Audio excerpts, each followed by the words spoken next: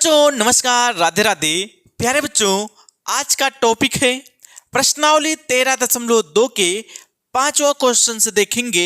तो आइए देखते हैं क्वेश्चन में कहा गया है, एक बर्तन एक उल्टे शंकु के आकार का है, इसकी ऊंचाई 8 सेंटीमीटर है और इसके ऊपरी सिरे जो खुला हुआ है की त्रिज्या 5 सेंटीमीटर है। यह ऊपर तक पानी से भरा हुआ है। जब इस बर्तन में शीशे की कुछ गोलियां जिनके प्रत्येक की त्रिज्या 0.5 सेंटीमीटर वाला एक गोला है डाली जाती है, तो इसमें से भरे हुए पानी का 1/4 भाग बाहर निकल जाता है। बर्तन में डाली गई शीशे की गोलियों की संख्या ज्ञात कीजिए। तो बच्चों देखिएगा, इस क्वेश्चन में क्या कहा गया है, एक शंकु आकार का क्या है, बर्तन है। एक शंकु आकार का क्या है, बर्तन है, जिसका खुला हुआ भाग कहाँ पे है, ऊपर है।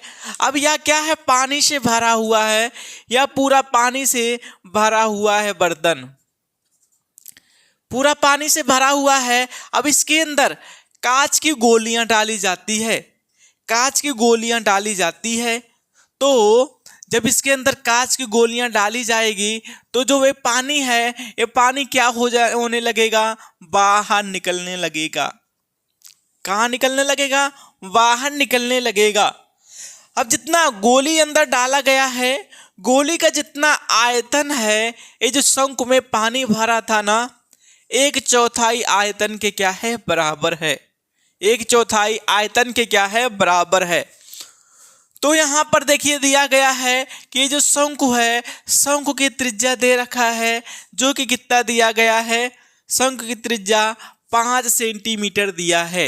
इसका त्रिज्या कितना दिया है, 5 सेंटीमीटर दिया है। और इसका ऊंचाई कितना दिया गया था, ऊंचाई दिया गया था 8 सेंटीमीटर ऊंचा है। 8 सेंटीमीटर क्या है बच्चों, ऊंचा है। ठीक बच्चों, तो यहां पर हम अब इसको सॉल्व करते हैं। क्वेश्चन में क्या चीज दिया गया है, शंकु का त्रिज्या, शंकु का त्रिज्या कितना दिया है बच्चों, 5 सेंटीमीटर। और गोली का, कांच की गोली का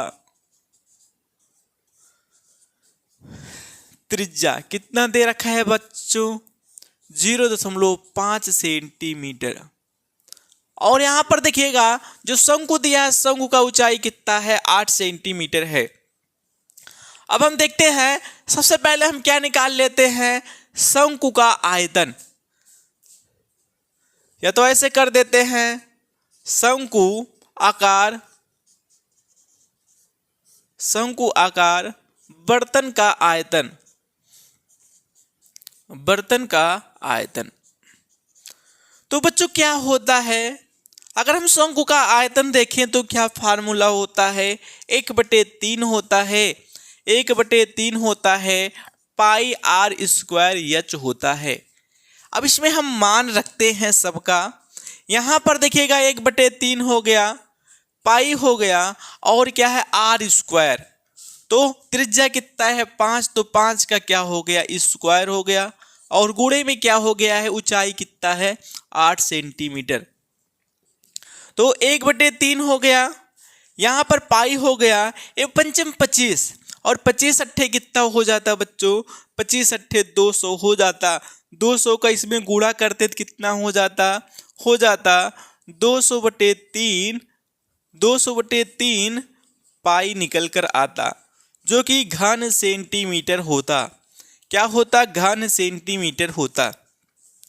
अब प्रश्न के अनुसार हम देखेंगे, अब हमारा क्या किया गया है, इस शंकु आकार के बर्तन में छोटी छोटी गोलियां डाली गई हैं। ये जो गोलियां डाली जाती हैं, इसकी त्रिज्या 0.5 सेंटीमीटर है। अब इसमें कितनी गोली डाला जाए कि जो शंकु है ना, पानी से भरा हुआ, इसका 1/4 पानी क्या हो जाए, बाहर निकल जाए। तो बच्चों यहां देखते हैं प्रश्न के अनुसार, प्रश्न के अनुसार हम देखते हैं प्रश्नानुसार। प्रश्न में क्या कहा गया है, जितना गोली डाला गया है उन गोलियों का आयतन, या कह सकते हैं n गोलियों का जो आयतन होगा वह किसके बराबर हो जाएगा। लिख देते हैं n गोलियों का आयतन, n गोलियों का आयतन बराबर किसके हो जाएगा बच्चों, ये जो शंकु आकार का बर्तन है इसके आयतन का कितना हो जाएगा, 1/4 हो जाएगा। क्योंकि ये शंकु आकार का जो बर्तन था इससे 1/4 पानी जब बाहर निकल गया है तो 1/4 जो पानी बाहर निकला है किसके आयतन के बराबर है, जो छोटी छोटी गोलियां हैं इस गोलियों के आयतन के क्या है, बराबर है। तो यहाँ पर हम लिख देते हैं, यहाँ पर लिखते हैं कि 1/4 शंकु का आयतन 1/4, या कह सकते हैं 1/4 शंकु आकार बर्तन का आयतन, बर्तन का आयतन इसके बराबर हमारे क्या है, जो गोलियां डाली गए हैं इनके द्वारा पानी बाहर निकलेगा। अब हम मान रखते हैं शंकु का आयतन क्या निकल कर आया, 200 पाई/3 और 1/4, तो 1/4 हो गया। शंकु के बर्तन का आयतन कितना निकल कर आया था, 200 पाई/ कितना निकल कर आया था, 3 बराबर ये n हो गया गोलियों का आयतन। तो गोले का आयतन क्या होता है बच्चों, फार्मूला होता है 4/3 और पाई r क्या होता है, क्यूब। अगर गोली का त्रिज्या देखें तो 0.5 है, तो क्या हो जाएगा 0.05 का क्या करेंगे, क्यूब करना पड़ेगा। अब बच्चों यहाँ पर कटेगा, क्या कटेगा, पाई से पाई हमारा क्या हो जाएगा, कैंसिल हो जाएगा। और क्या कटेगा, यहाँ से देखते हैं 4 × 4 हो गया, 4 × 5 = 20 हो गया, या क्या हो गया, 0 हो गया। अब इसको और काट देते हैं, कितने से कटेगा, यहाँ देखिए बटे में 3 है, यहाँ भी बटे में 3 है, कैंसिल हो गया। अभी 2 से कटेगा, यहाँ 2 दूनी 4 हो गया, जब हम 50 को काटेंगे तो कितना आएगा, 25 निकल कर आ जाएगा। अब इसके बाद हम क्या करेंगे, गुणा करेंगे। गुणा करने पर क्या प्राप्त होगा, तो बच्चों यहाँ पर देखिए हम गुणा करते हैं, 0.5 के घात 3 है। अगर इसको हम सॉल्व करें, यहाँ पर देखिएगा क्या बचा है, n और 0.5 का क्यूब, तो इसको क्या लिख सकते हैं, 225, 0.2125 लिख सकते हैं। 5 का स्क्वायर 25, फिर 25 का गुणा जब 5 में करेंगे तो 125 आएगा। वैसे एक अंक पर दशमलव है, जब ऐसे 3 बार एक अंक पे दशमलव आएगा तो कितने अंक पर हो जाएगा, टोटल 3 अंक पर दशमलव हो गया। और इसके साथ में क्या बचा हुआ है, यहाँ पर देखिएगा 2 और n बचा हुआ है, गुणे क्या है 2n, बराबर किसके हो जाएगा बच्चों, यहाँ पर देखिए 25 के बराबर होगा। क्या हो गया, 25 के क्या हो गया है, बराबर हो गया है। अब बच्चों इसको हम काट देते हैं, कितने से काट देते हैं, देखिए 25 × 25 हो गया, 25 × 25 हो गया। और यहाँ पर काटते हैं, कितने से कटेगा, अगर हम इसको काटते हैं तो 25 कितना हो जाता है, 125 होता है। लेकिन बच्चों यहाँ पर देखिएगा 3 अंक पर दशमलव है, तो यहाँ 3 अंक पे दशमलव लगाने के लिए एक 0 हो गया, एक 0 और हो गया, और इसके बाद क्या हो गया है, दशमलव हो गया है। काटने पर यह आ गया, 2 का गुणा अगर इसमें करेंगे तो कितना हो जाएगा, 2 का गुणा करेंगे तो 10 हो जाएगा। तो यहाँ पर 0.00 और उसके बाद फिर क्या हो जाता है, यहाँ पर देखिए पहले 3 अंक पे दशमलव था, जब हम 2 से गुणा करेंगे 1 आएगा तो 2 अंक पर दशमलव होगा, 2 अंक पर दशमलव होगा। अब इसके बाद देखिए अब हमारा n बराबर क्या हो जाएगा, नीचे का 2 अंक दशमलव हटाने के लिए नीचे और ऊपर कितने का गुणा कर दें, अगर 100 का गुणा कर दें तो नीचे से जो दशमलव है हट जाएगा। तो अब हम गुणा करेंगे तो नीचे का दशमलव हटेगा, तो कितना बचेगा, n बराबर 100 हो जाएगा। तो जो इस शंकु आकार का बर्तन पानी से भरा हुआ था, इसमें टोटल कितना गोलियां कितने गोलियां डाले गए हैं? जब 100 गोलियां डाल देंगे इसमें तो 1/4 पानी इसका बाहर निकल जाएगा। ठीक बच्चों, आप लोग नोट करिए इसको।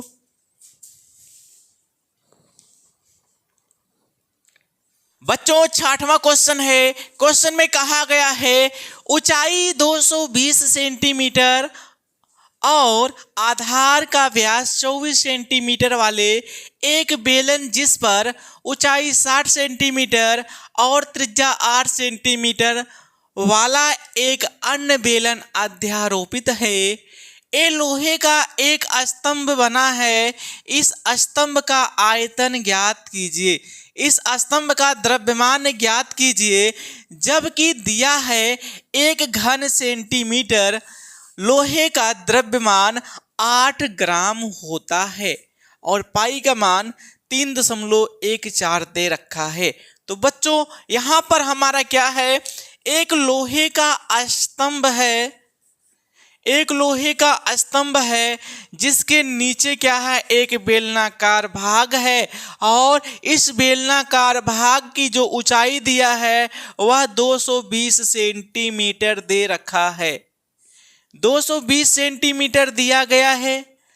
इसकी जो व्यास दिया है 24 सेंटीमीटर, तो इसकी त्रिज्या कितना हो जाएगा, 12 सेंटीमीटर होगा। कितना होगा बच्चों, 12 सेंटीमीटर होगा। अब इसके ऊपर एक अन्य बेलन क्या है, अध्यारोपित है।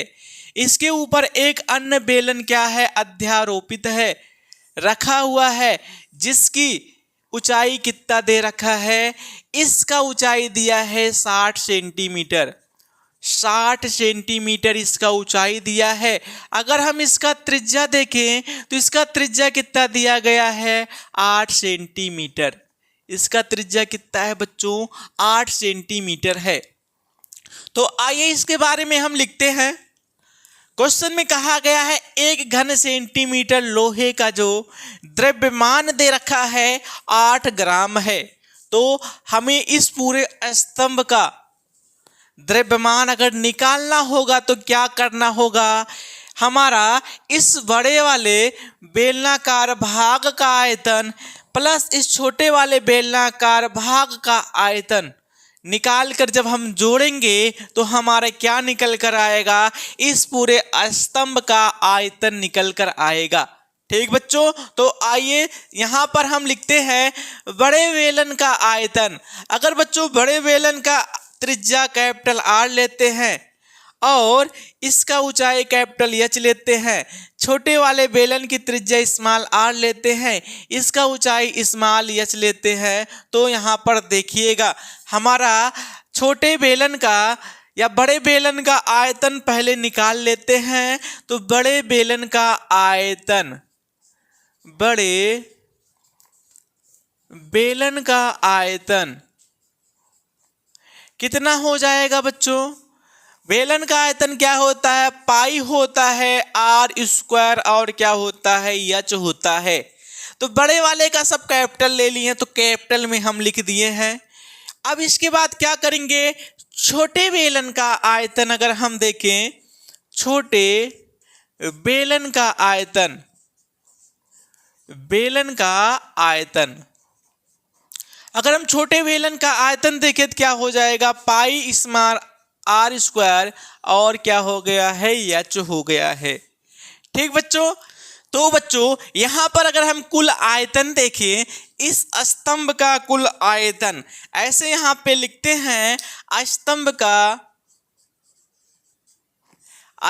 का कुल आयतन, कुल आयतन बराबर कितना हो जाएगा बच्चे, बड़े बेलन का आयतन, बड़े बेलन का आयतन प्लस क्या हो जाएगा, छोटे बेलन का आयतन, छोटे बेलन का आयतन, यही होगा। तो हम यहाँ पे मान रख देते हैं। बड़े बेलन का जो आयतन निकल कर आया है पाई r² क्या है, h, pi capital R² h हो गया। छोटे बेलन का आयतन क्या हो गया, पाई स्मॉल आर स्क्वायर और स्मॉल क्या हो गया है, एच हो गया है। अब इसमें हम मान रखेंगे, मान किसका रखेंगे, capital R capital H, small R और स्मॉल एच का मान रखेंगे। पाई को हम कॉमन ले लेते हैं, पाई को हम कॉमन लिए तो बाहर हो गया, कैपिटल आर कितना दिया है 12, तो 12 का स्क्वायर हो गया और एच का मान, कैपिटल एच का मान कितना है 220 हो गया, प्लस स्मॉल एच का मान कितना है, स्मॉल आर का मान त्रिज्या कितना 8, तो 8 का स्क्वायर हो गया और गुणे में क्या हो गया है 60 हो गया है। ठीक बच्चों, अब यहां पर देखते हैं पाई हो गया, इसको सॉल्व करते हैं। हमारा 12 का स्क्वायर कितना होता है 144 होता है। 144 में जब हम 22 का गुणा करेंगे तो फिर कितना निकल कर आएगा, 220 का जब गुणा करेंगे तो फिर कितना निकल कर आएगा, निकल कर आएगा 31,680, 31,680 और प्लस 8 का स्क्वायर कितना होता है 64 होता है। 64 में जब हम 60 का गुणा करेंगे फिर कितना निकल कर आएगा, निकल कर आएगा 38 और कितना 40 निकल कर आएगा। बच्चों यही आएगा, ठीक है, आप लोग कैलकुलेशन उस तरह कर लेना। अब हम यहाँ पर क्या करेंगे, पाई का मान रखेंगे। पाई का मान हमें कितना रखना होगा, पाई का मान कहा गया है 3.14 रखिए, तो अब यहाँ पर हम पाई का मान रखेंगे। पाई का मान 3.14 हो गया और गुणे इन दोनों को जोड़ने पर कितना आएगा, तो आइए जोड़ कर देखते हैं। 0 से 0 जोड़ा 0, 4 और 8 कितना हो गया 12, हासिल 1 हो गया। 8 से 14, 14 में 1 जोड़ेंगे 15 हो जाएगा, 15 हो गया। उसके बाद हम 3 में 1 जोड़ेंगे 4, 4 1 जोड़ेंगे 5 हो गया और कितना हो गया 3 हो गया है। ये इतना हो गया है 35,520 हो गया है। कितना हो गया बच्चों, 35,500 क्या हो गया है 20 हो गया है। अब ये क्या निकल कर आया है, आयतन निकल कर आया है घन सेंटीमीटर। पूरे स्तंभ का आयतन इतना निकल कर आ गया है। ठीक बच्चों, अब इसके बाद हम क्या करेंगे, इसमें क्या करना पड़ेगा, यहाँ पर दिया गया है कि 1 घन सेंटीमीटर में कितना ग्राम होता है, 8 ग्राम होता है। तो बच्चों टोटल यहाँ पर देखते हैं स्तंभ का कुल द्रव्यमान, द्रव्यमान ही पूछा है, तो देखिएगा यहाँ पर लोहे के स्तंभ बना है, इसका कुल द्रव्यमान ज्ञात कीजिए। तो यहाँ पे लिखते हैं स्तंभ का कुल द्रव्यमान। कुल द्रव्यमान क्या हो जाएगा बच्चों,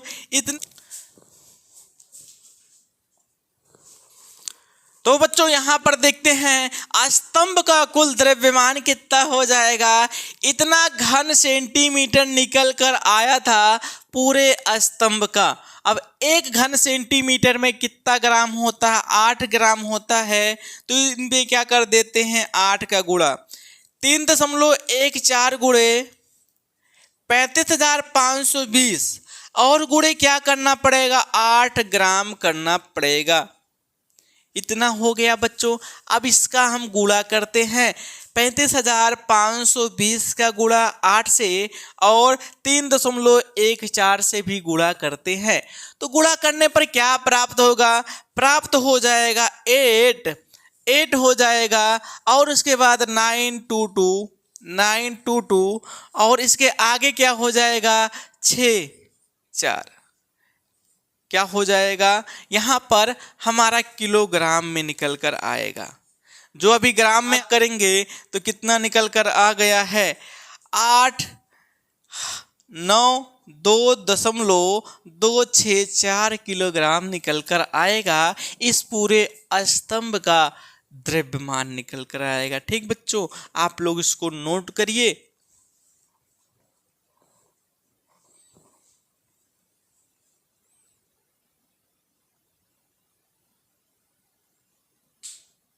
जो 7वां क्वेश्चन है, क्वेश्चन में कहा गया है एक ठोस में ऊंचाई 120 सेंटीमीटर और त्रिज्या 60 सेंटीमीटर वाला शंकु सम्मिलित है, जो 60 सेंटीमीटर त्रिज्या वाले एक अर्धगोले पर अध्यारोपित है। इस ठोस को पानी से भरे हुए एक वृत्तीय बेलन में इस प्रकार सीधा डाल दिया जाता है कि यह बेलन की तली को स्पर्श करे। यदि बेलन की त्रिज्या 60 सेंटीमीटर है तो 180 सेंटीमीटर है तो ऊंचाई 180 सेंटीमीटर है तो बेलन के शेष बचे भाग का आयतन ज्ञात कीजिए।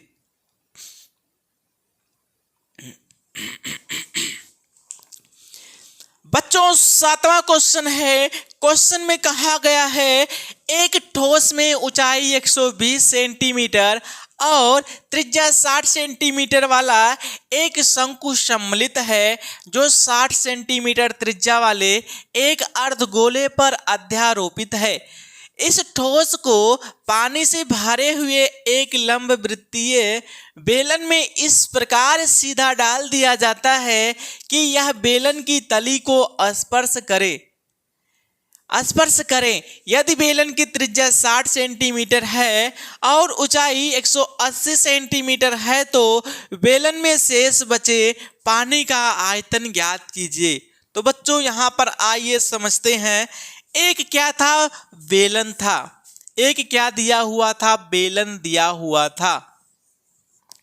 एक बेलन दिया हुआ था और इस बेलन की जो त्रिज्या है वह कितना दे रखा है? 60 सेंटीमीटर। इस बेलन की जो त्रिज्या दिया है वह कितना दे रखा है बच्चों? 60 सेंटीमीटर। क्या? 60 सेंटीमीटर। और इस बेलन की ऊंचाई कितना दिया है? बेलन की जो ऊंचाई दिया है 180 सेंटीमीटर दे रखा है। 180 सेंटीमीटर इस बेलन की क्या दिया गया है? ऊंचाई दिया गया है। ठीक बच्चों, अब इसके अंदर हमें क्या डुबाना है? एक अर्धगोला और शंकु आकार से सम्मिलित एक ठोस को इसके अंदर क्या करना है? डुबाना है। तो यहाँ पे जब हम डुबाते हैं, यहाँ पे क्या करते हैं? डुबाते हैं। क्या डुबाते हैं? एक जो दिया गया है अर्धगोला और शंकु आकार का ठोस है, इसको इसके अंदर जब डुबाया जाता है तो जो बेलन पानी से भरा हुआ था इसमें शेष पानी कितने रह जाएंगे? तो बच्चों यहाँ पर देखिएगा, ये जो अर्धगोला और शंकु से बचे हुए जो भाग है, इसी भाग में क्या रहेंगे? शेष पानी रहेंगे। इसी भाग में शेष पानी रहेंगे। ठीक बच्चों, इसी भाग में शेष क्या रहेंगे? पानी रहेंगे। अगर हम इसका त्रिज्या देखें, अर्धगोले की भी त्रिज्या कितना हो जाएगा? 60 सेंटीमीटर हो जाएगा। बच्चों इधर देखिएगा, यहाँ जो अर्धगोला है इसका भी त्रिज्या कितना हो गया? 60 सेंटीमीटर हो गया है। अगर इसके तल से यहाँ तक की हम ऊंचाई देखें तो कितना हो जाएगा? ये त्रिज्या ही तो है, ये 60 सेंटीमीटर हो गया है। 60 सेंटीमीटर हो गया है। और जो शंकु आकार है, इस शंकु आकार की ऊंचाई कितना दिया था? 120 सेंटीमीटर दे रखा था। ये जो शंकु था इसकी ऊंचाई 120 सेंटीमीटर दिया था। तो 120 में जब 60 जोड़ेंगे तो 180 ही निकल कर आएगा।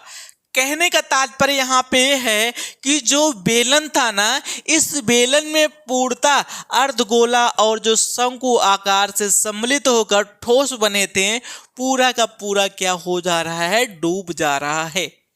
तो बच्चों यहाँ पर हमें शेष भाग का जब हमें आयतन निकालना होगा तो हमें शेष भाग का आयतन निकालने के लिए क्या करना पड़ेगा? बेलन का संपूर्ण आयतन माइनस क्या हो जाएगा? अर्धगोले का आयतन प्लस क्या हो जाएगा? शंकु का आयतन होगा। तो बच्चों आइए इसके बारे में थोड़ा हम लोग लिखते हैं। अब इसमें क्या है? बेलन में बचे शेष पानी का आयतन। बेलन में बचे शेष पानी का आयतन, शेष पानी का आयतन कितना हो जाएगा बच्चों? तो हम क्या कर लें, यहां पर करना पड़ेगा बेलन के आयतन में से इन दोनों का आयतन घटाना पड़ेगा। तो यहां पे लिखते हैं बेलन का आयतन, बेलन का आयतन माइनस क्या हो जाएगा, अर्धगोले का आयतन, या तो ऐसे कर देते हैं ब्रैकेट में, क्या हो जाएगा बच्चों, अर्धगोले का आयतन प्लस और क्या हो जाएगा, शंकु का आयतन। ठीक बच्चों, अर्धगोले का आयतन हो गया प्लस क्या हो गया, शंकु का आयतन हो गया। बच्चों सबका मान हम रखते हैं। बेलन का आयतन का फार्मूला क्या होता है, फार्मूला इसका यही होता है कि बेलन का आयतन तो पाई आर स्क्वायर एच होता है। क्या होता है, पाई आर स्क्वायर एच होता है। तो यहाँ पर हम मान को रखते हैं, पाई हो गया। अब बेलन की त्रिज्या कितना हो जाएगा बच्चों, बेलन की त्रिज्या भी 60 सेंटीमीटर है, तो 60 का स्क्वायर हो गया। और ऊंचाई लेते हैं तो बेलन की ऊंचाई कितना है, 180, तो वो 180 सेंटीमीटर हो गया। माइनस क्या होगा, माइनस यहां पर हम देखते हैं अर्धगोले का आयतन कितना होता बच्चों, अर्धगोले का आयतन 2/3 होता है, पाई होता है त्रिज्या का स्क्वायर, तो अर्धगोले की त्रिज्या कितना है 60, तो 60 का स्क्वायर हो गया। सॉरी बच्चों, त्रिज्या का क्यूब होता है, तो 60 का क्या हो गया है, क्यूब हो गया है। और प्लस क्या है, शंकु का आयतन। तो शंकु का आयतन कितना होता है बच्चों, शंकु का आयतन 1/3 होता है, पाई होता है त्रिज्या का स्क्वायर, तो शंकु का त्रिज्या कितना है 60, तो 60 का स्क्वायर हो गया। और ऊंचाई देखते हैं तो कितना हो गया, 120 हो गया। कितना हो गया, 120 हो गया। तो बच्चों यहाँ पे हम सॉल्व करते हैं। अगर हम सभी में देखें तो सभी में क्या चीज कॉमन है, सभी में अगर हम कॉमन देखते हैं तो क्या चीज कॉमन हो रहा है, वैसे पाई 60 का स्क्वायर, पाई 60 का स्क्वायर, पाई 60 का स्क्वायर कॉमन है, तो पाई और 60 का स्क्वायर कॉमन कर लेते हैं। बचेगा क्या बच्चों, यहाँ पर बचेगा 180 माइनस, माइनस को गुणा इसमें होगा तो 2 कितना होगा, 3 होगा। इसमें से 60 स्क्वायर कॉमन हुआ तो कितना बचेगा, 160 बचेगा। देखिए माइनस प्लस का गुणा तो माइनस हो गया है, इसमें से पाई 60 का स्क्वायर कॉमन हुआ तो क्या बचेगा, 1/3 और गुणे 120, इतना बचेगा बच्चों। अब अंदर वाला पहले सॉल्व कर लेते हैं, उसके बाद हम अभी पाई का मान रखेंगे। तो यहां पर अगर हम देखें 180 हो गया है, तो 180 को ऐसे लिख दिए हैं माइनस 3 एकन 3 दूनी 6, 3 एकन 3, 3 चौका 12, तो यहां से क्या निकल कर आएगा, 180 ये हो गया है, 20 का गुणा 2 में करेंगे 40 हो जाएगा, और यहां पर भी 40 है, तो 40 क्या हो जाएगा, 80, तो माइनस का कितना हो गया, माइनस का 80 हो गया है। ठीक बच्चों, अब यहां पर हम रख देते हैं पाई का मान, यहां पर हम पाई का मान रख देते हैं। पाई का मान क्या होता है बच्चों, 22/7 होता है। और यहां पर देखिए 60 का स्क्वायर है, तो 60 गुणे 60, या तो गुणा करेंगे तो कितना हो जाएगा, 3600 होगा।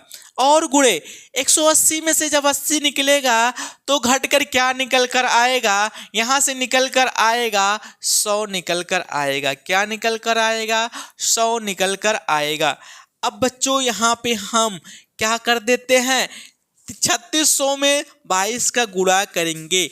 तो देखिए पहले 36 में 22 का गुणा कर लेते हैं, 2 छक 12, 2 तिहाई 6, एक 7 हो गया। यहाँ गुणा करेंगे तो यहाँ भी 72 ही निकल कर आएगा। एक कितना हो गया, 7 2 9 हो गया, 7 हो गया है। अब यहाँ पर जो गुणा होकर आया है ना, इसमें कितने का भाग देंगे, यहाँ पर देखिए 22 और 3600 का गुणा क्या हो जाएगा, 79200, ये हो गया 00, और गुणे क्या हो गया है 100 बटे कितना हो गया बच्चों, 7। अब 7 से हम भाग करेंगे। जब 7 से भाग करेंगे तो भाग करने पर क्या आएगा, तो यहाँ पर हम भाग करते हैं तो 7 एकन 7 हो गया, 7 एकन 7 हो गया, 7 त्रिक 21 हो गया। उसके बाद कितना बचा हुआ है, हमारा बचा हुआ है एक बचा, दशमलव लगेगा 40 हो जाएगा। और 7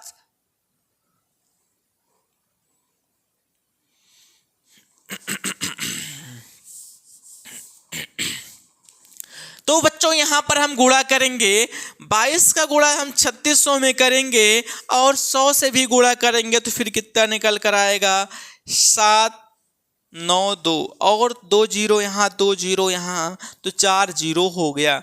बटे में क्या हो गया बच्चों, 7 हो गया है। बटे में क्या हो गया, 7 हो गया है। अब हम जो यहाँ पर देखते हैं 7 का जब भाग करेंगे, 7 एकन 7 हो गया, 7 एकन 7 हो गया और 7 त्रिक कितना हो जाएगा, 21 होगा, बचा 1, 10 हो गया, 7 एकन 7 हो गया, बचा 3 तो 30 हो जाएगा, 7 चौक 28 हो जाएगा। ऐसे लगभग हमारा आएगा। 2 जीरो को और नोट कर लिए हैं।